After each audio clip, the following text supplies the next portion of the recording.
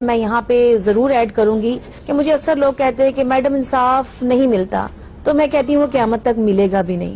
وجہ ہے اس کی، بہت بڑی وجہ ہے، کیونکہ ناانصافی اور ہماری جوڈیشری کا بیڑا غر اس دن ہو گیا تھا جس دن فاطمہ زہرا علیہ السلام انصاف لینے کے لیے دربار گئیں اور ان کو انصاف نہیں ملا اور نعوذ باللہ ان کو جھٹلایا گیا۔ ان کے جب حضور کی بیٹی نبی کی صاحبزادی کو خلیفہ اول نے انصاف نہ دیا تو بعد میں کوئی کیسے انصاف دے سکتا؟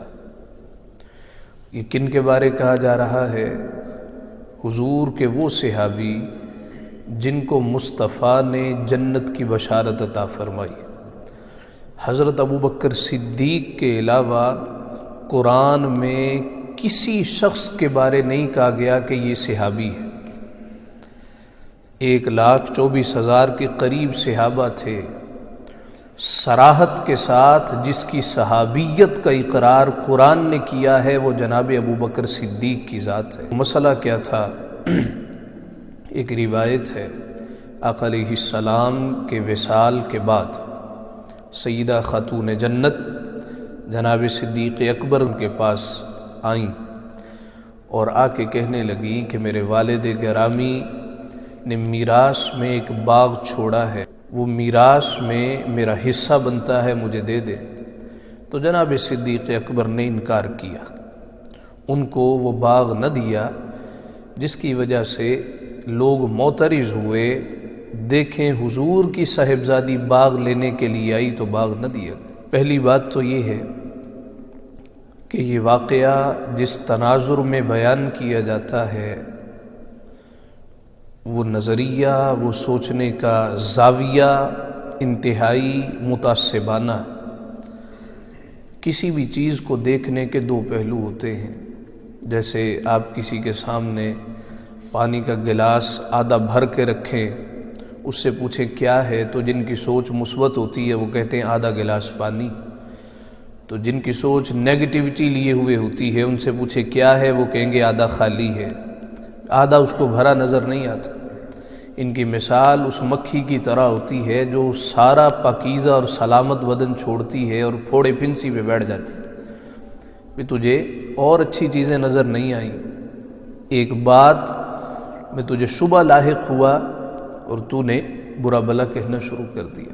جناب صدیق اکبر نے روایت بیان کی کہ میں نے نبی کریم رؤوف الرحیم صلی اللہ علیہ وسلم سے سنا ہے، اللہ کے نبی جب دنیا سے جاتے ہیں تو علم کے علاوہ ان کی میراث کچھ نہیں ہوتی، کچھ دنیاوی مال و متاع چھوڑ کے نہیں جاتے۔ مان بھی لیا جائے کہ جناب سیدہ فاطمہ الزہرا کو وہ باغ نہ دیا گیا تو باغ کیا جناب ابوبکر صدیق نے خود استعمال کرنا شروع کر دیا، اس کی آمدنی خود پہ لگانا شروع کر دی، یا اپنی صاحبزادی سیدہ عائشہ صدیقہ حضور کی بیوہ تھی، اور بیوہ کا حصہ یا تو چوتھا حصہ ہوتا ہے یا 8واں حصہ ہوتا۔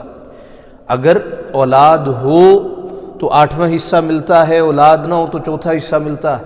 کیا کسی تاریخ کی کتاب میں، حدیث کی کتاب میں یہ ہے کہ سیدہ خاتون جنت کو تو حصہ نہ دیا گیا اور اپنی صاحبزادی کو حصہ دے دیا، اپنی بیٹی کو بھی حصہ نہ دیا؟ پھر حضور علیہ السلام کے صحابی جب دنیا سے پردہ کر گئے، جناب فاروق اعظم خلیفہ بنے، کیا فاروق اعظم نے اپنی بیٹی حضرت حفصہ کو حصہ دیا؟ ان کا بھی حصہ بنتا تھا۔ پھر حضرت عثمان غنی ذو النورین آ گئے، پھر مولا علی شیر خدا کی خلافت آ گئی، تو حضرت علی المرتضیٰ خلیفہ بن گئے، تو کیا سیدنا علی المرتضیٰ نے وہ باغ اپنی بیٹی کو لے کے دے دیا؟ کیا حضرت علی المرتضیٰ نے وہ باغ لے لیا کہ بھی میراث میں سے ہمیں حصہ ملتا ہے؟ ایک طرف کہتے ہو شیر خدا ہیں اور ایک طرف کہتے ہو کہ بھی حصہ لے کے نہ دے سکتے تھے۔ اور کن کے بارے کہا جا رہا ہے؟ سیدہ فاطمہ الزہرا خاتون جنت کے بارے کہا جا رہا، یعنی نعوذ باللہ ان کو اتنا ہلکا سمجھتے ہو کہ ایک باغ کی خاطر وہ جناب ابوبکر صدیق سے ناراض ہو گئیں، اور پھر ناراض ہو گئیں، کہا کہ میرا جنازہ پڑھانے کوئی نہ آئے۔ امام زین العابدین راوی ہیں کہ جب سیدہ فاطمہ الزہرا کا وصال ہوا تو حضرت علی المرتضیٰ نے جناب صدیق اکبر سے کہا آپ جنازہ پڑھائیں گے۔ یہ امام زین العابدین راوی.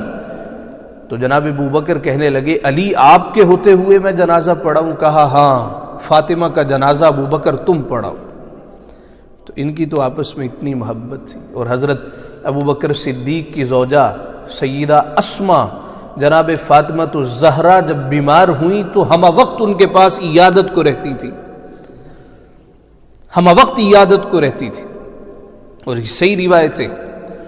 جب حضرت فاطمہ الزہرا کا وصال ہوا، حضرت ابو بکر صدیق رضی اللہ تعالیٰ عنہ وصال فرما گئے، تو حضرت ابو بکر کی بیوہ حضرت اسما کے ساتھ حضرت علی المرتضیٰ نے نکاح کیا. تو کیا دشمنوں کی بیوہ سے نکاح کیا جاتا؟ ہم حکومت وقت سے بھی مطالبہ کرتے ہیں کہ ایسے لوگ جو معاشرے میں فرقہ وارانہ رویہ اپنانے کی کوشش کرتے ہیں اور معاشرے کو ایک مرتبہ پھر فرقہ واریت کی آگ میں جھونکنا چاہتے ہیں، ان کو بین کیا جائے. یہ پیمرا کس مقصد کے لیے؟ اسی مقصد کے لیے ہے کہ مین سٹریم جتنے چینلز ہیں ان چینلز پہ بیٹھ کے مقدسات کے حوالے سے کوئی ایسی بات نہ کی جائے. حضرت ابو بکر صدیق رضی اللہ تعالیٰ عنہ حضور علیہ السلام کے ایسے صحابی ہیں جن کی نیکیوں میں سے ایک نیکی حضرت بلال حبشی کی ذات ہے.